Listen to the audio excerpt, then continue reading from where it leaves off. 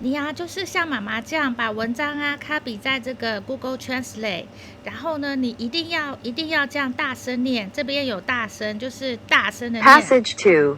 One wonders why Hemingway's greatest works now seem unable to evoke the same sense of a tottering world that in the 1920s established 50. Ernest Hemingway's reputation. These novels should be speaking to us. Our social structure is as shaken, our philosophical despair as great, our everyday experience as unsatisfying. We have had more war than Hemingway ever dreamed 55 of. Our violence, physical, emotional, and intellectual, is not inferior to that of the 1920s. Yet Hemingway's great novel no longer seemed to penetrate deeply the surface of existence. One begins to doubt that they ever did so significantly. 60.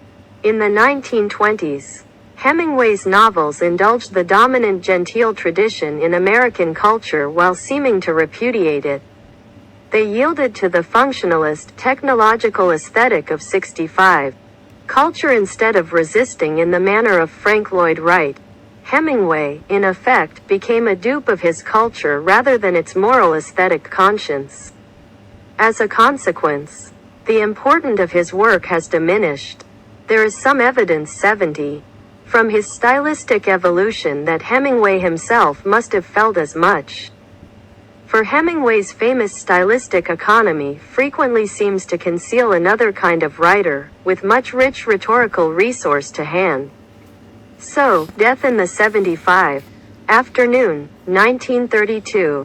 Hemingway's bullfighting opus and his first book after A Farewells to Arms, 1929, reveals great uneasiness over his earlier accomplishment. In it, he defends his literary method with a doctrine of ambiguity.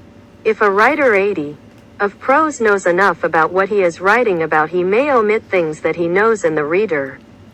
If the writer is writing truly enough, will have a feeling of those things as strongly as though the writer had stated them.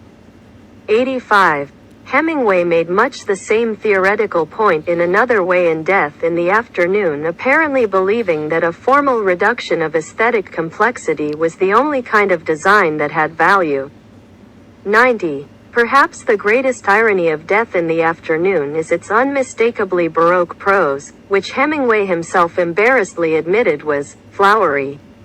Reviewers, unable to challenge Hemingway's expertise in the art of 95, bullfighting, noted that its style was awkward, tortuous, and belligerently clumsy. Death in the Afternoon is an extraordinarily self-indulgent, unruly, clownish, garrulous, and satiric book, with scrambled chronologies, 100.